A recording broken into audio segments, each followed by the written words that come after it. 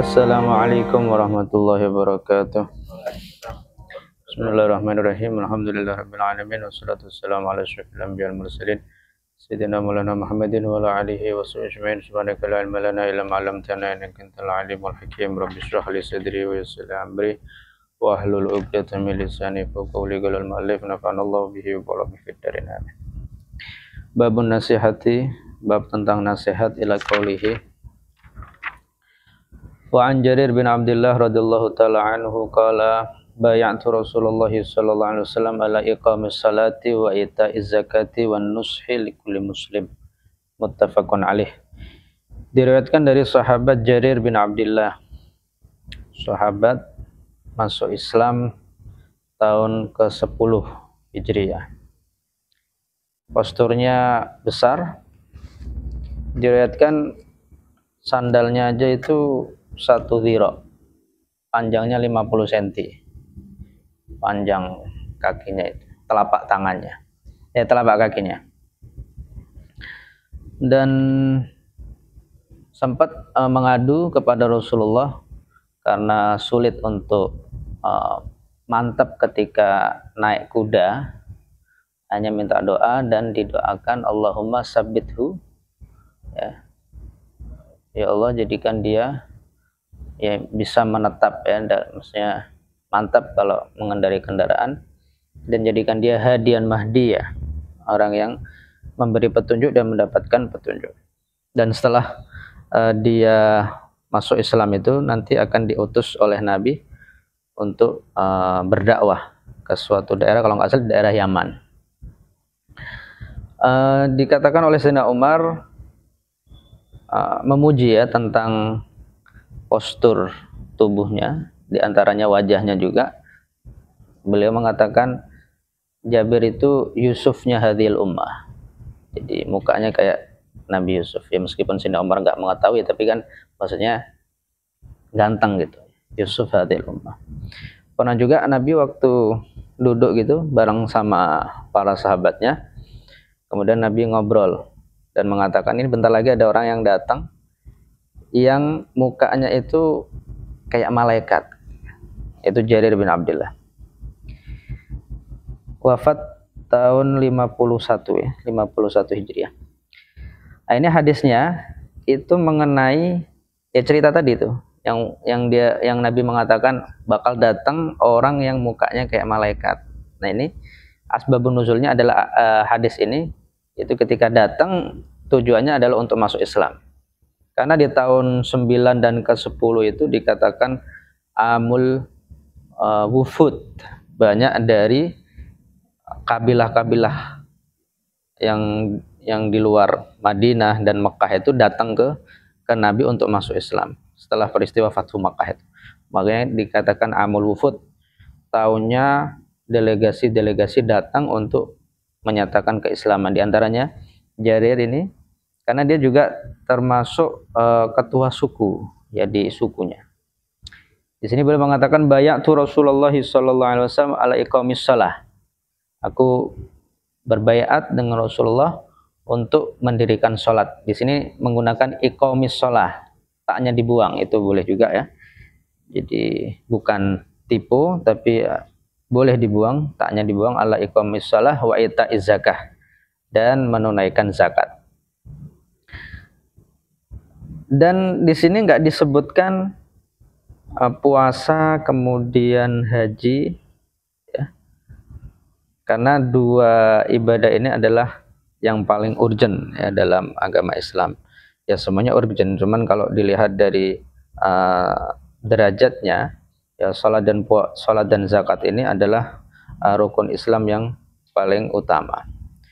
Di dalam Al-Quran, kalau sholat jelas, pemisah antara kafir dan Islam, Kemudian untuk zakatnya sendiri, jadi zakat itu dalam Al-Quran disebutkan sebanyak 32 kali.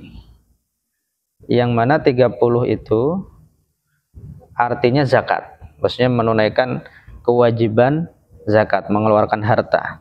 Untuk dua yang lain kan 32, 30-nya itu harta, berkaitan dengan harta, Duanya itu berkaitan dengan arti suci, kesucian, zakah. Dari 30 yang artinya zakat tadi, menunaikan zakat, itu 27 itu bergandengan dengan kata sholat. Ya, makanya kita sering menemukan yuqimunas sholata wa yu'tunaz zakah. Ya, bahkan nggak hanya di Al-Quran, di hadis pun banyak juga ya zakat itu digandeng dengan sholat. Nah, ini menunjukkan betapa pentingnya zakat juga ya setelah sholat. Karena juga di sini mengandung hikmah kalau sholat itu hubungan antara seseorang dengan Allah, dengan Khalik, dan zakat adalah hubungan seseorang dengan makhluk. Makanya ada ibadah yang sifatnya horizontal dan vertikal.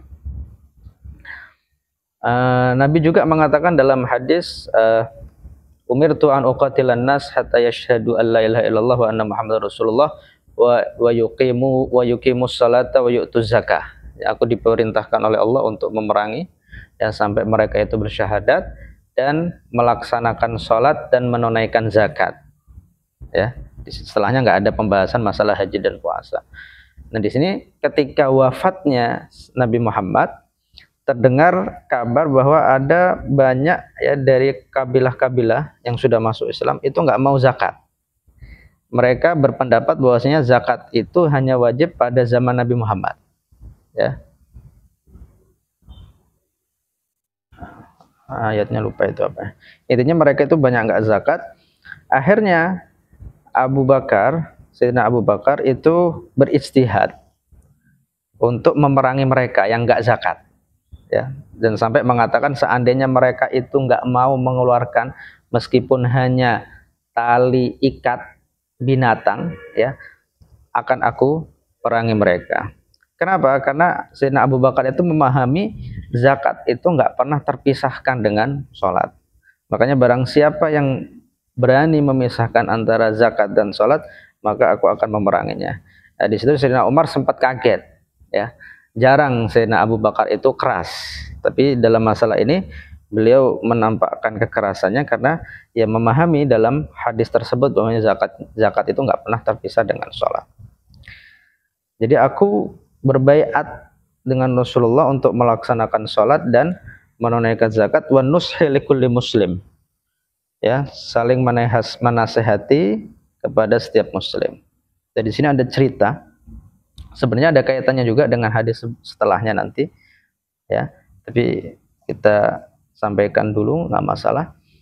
Nah, jadi Sayyidina Jarir bin Abdullah ini pernah punya budak dan dia itu ingin membeli binatang. Kalau nggak salah kambing atau kuda gitu ya. Ketika dikasih tahu sama penjualnya ini harganya 300 dirham. Nah, barang itu udah sampai kepada Jarir dan Jarir mengatakan, kalau anak lihat ini kayaknya bukan 300 ini 400 ini. Hanya istilahnya nawarnya itu malah nawar naik gitu, nawarnya naik. Hanya sampai ditawar-tawar langsung terus hingga harganya itu mencapai 700 atau 800. Tawarnya naik karena ngelihat sepertinya binatang ini nggak pantas dijual dengan harga 300, tapi pantasnya dengan 800. Dan ini akhlak dari Jarir bin Abdullah, yaitu dia ingin ya seseorang itu mendapatkan kebaikan sebagaimana kalau kebaikan itu datang kepada dia pasti akan senang. Ya, orang siapa yang nggak suka dengan mendapatkan uang yang banyak, untung yang banyak kan gitu. Makanya sebagaimana Jarir kalau seandainya berdagang itu ingin mendapatkan hasil yang banyak, begitu juga dia ingin memberikan untung yang banyak bagi penjual. Makanya nanti hadis setelahnya dikatakan la yu'minu ahadukum hatta yuhibba li akhihi ma yuhibbu li nafsihi. Tidak dikatakan seseorang itu beriman dengan iman yang sempurna sampai dia menginginkan saudaranya itu mendapatkan kebaikan seperti apa yang dia inginkan. Makanya akhlak dari Jabir ya ketika dia menginginkan kebaikan untuk dirinya, nah itu sesuai dengan hadis ini. Wallahu a'lam bishawab. Subhanakallahumma bihamdika asyhadu an la ilaha illa anta astaghfiruka wa atubu ilaik. Wassalamualaikum warahmatullahi wabarakatuh.